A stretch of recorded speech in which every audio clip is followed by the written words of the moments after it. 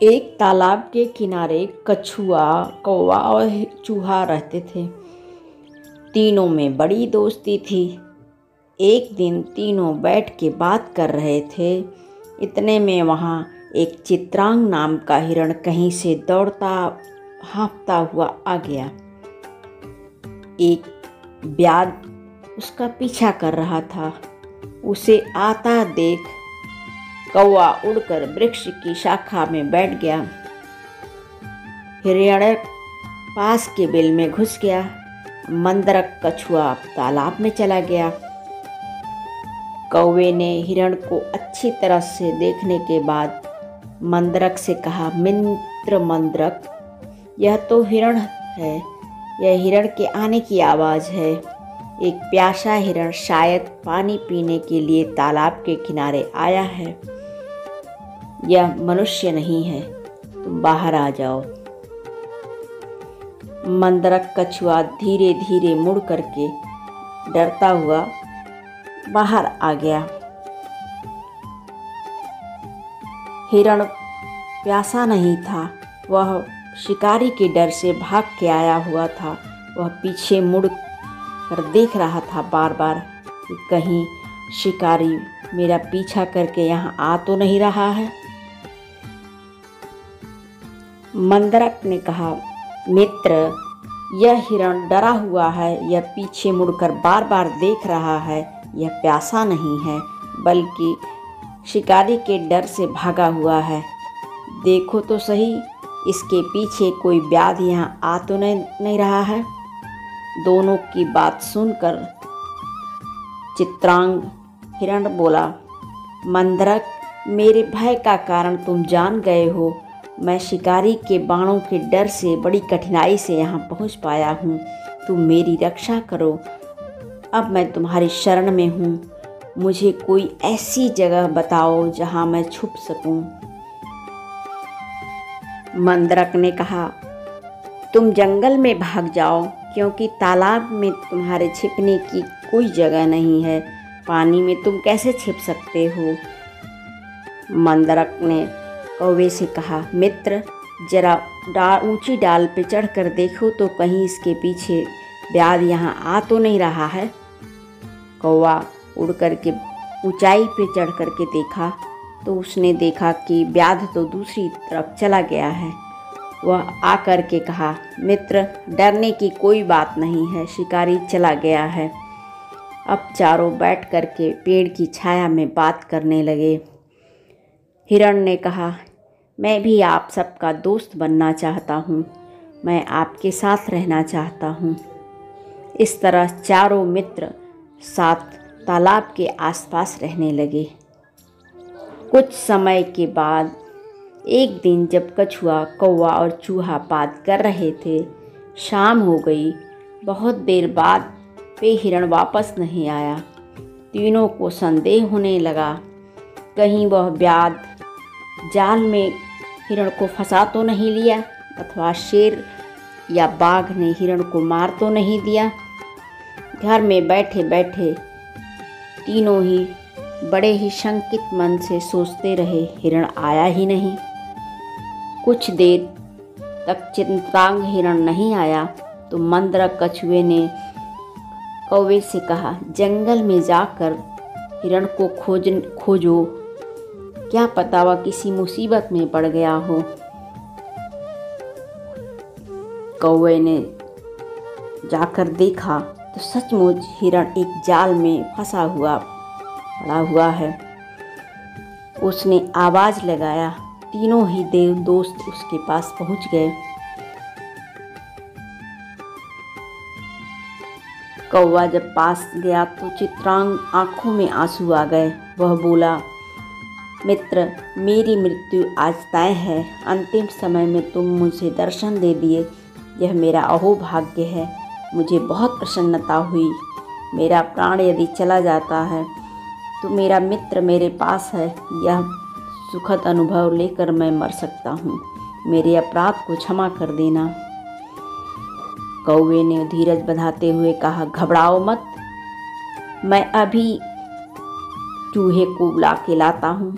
वह तुम्हारे जाल काट देगा। यह कहकर वह चूहे को बुलाने चला गया और शीघ्र ही उसे पीठ पर बिठाकर ले आया। हिरण्यक अभी जाल काटने की सोच ही रहा था कि लघुपतनग ने वृक्ष के ऊंची डाल से देखा कि यह तो बहुत बुरा हुआ। हिरण्यक ने पूछा, क्या कोई व्याध आ रहा है?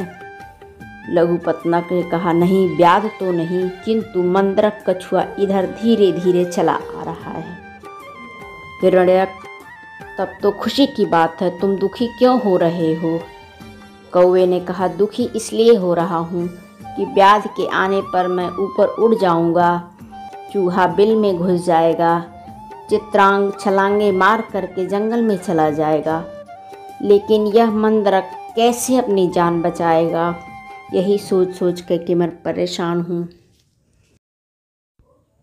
जब मंद्रक कछुआ पास आया तो कौवे ने कहा, मित्र, तुम अब यहाँ क्यों आए हो?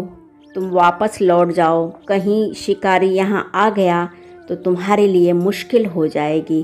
कछुए ने कहा, मित्र, मैं अपने मित्र को आपत्ति में जानकर वहाँ नहीं रह सकता।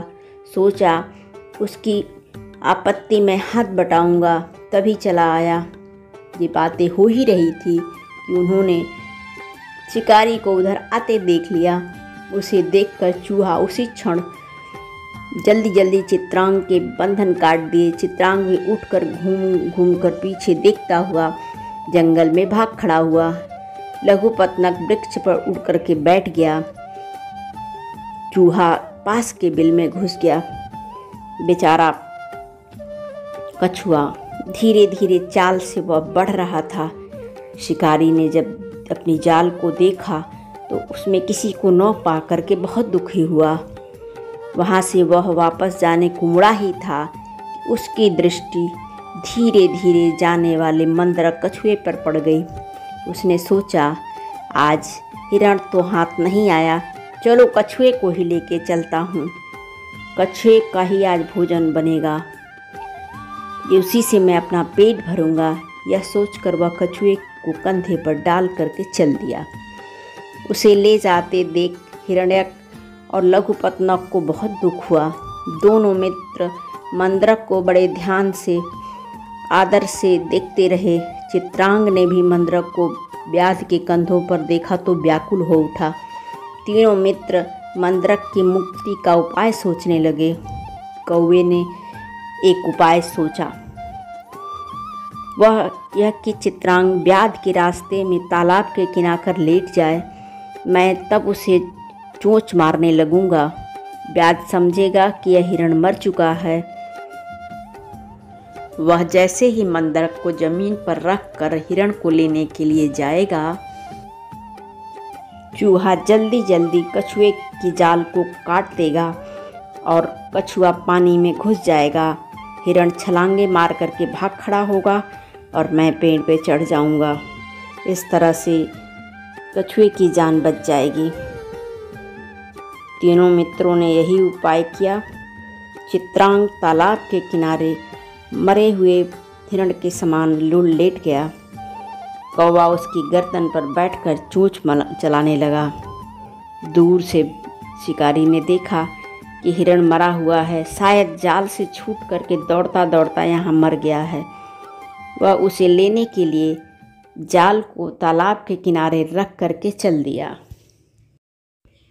प्लान के मुताबिक जैसे ही शिकारी जाल को तालाब के किनारे रख करके हिरण को उठाने के लिए गया, जल्दी जल्दी चूहे ने जाल को काट दिया।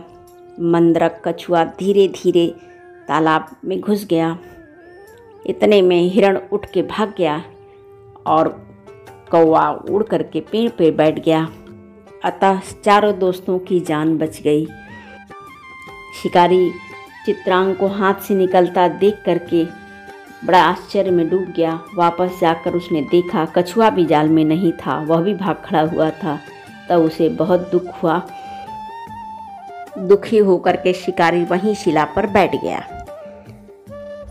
उधर चारों दोस्त खुश होकर के गीत गुनगुनाने लगे।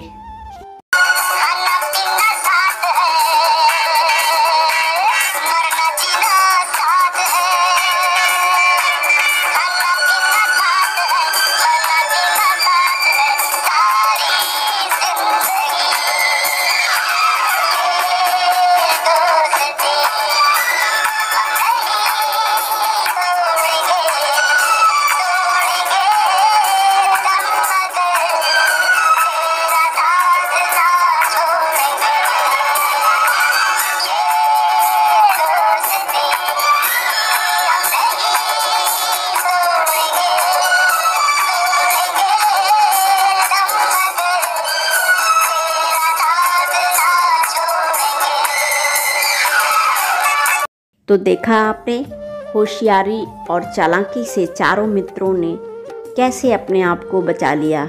अतः यदि हम एक साथ रहें तो हम मुश्किल से मुश्किल काम को भी आसानी से कर सकते हैं और चारों दोस्तों की तरह अपनी समस्याओं से निजात पा सकते हैं। हमारी कहानी आपको पसंद आए तो हमारे चैनल को लाइक, शेयर, सब्सक्राइब जरूर कीजिए ताकि हमारा उत्साह बढ़ता रहे।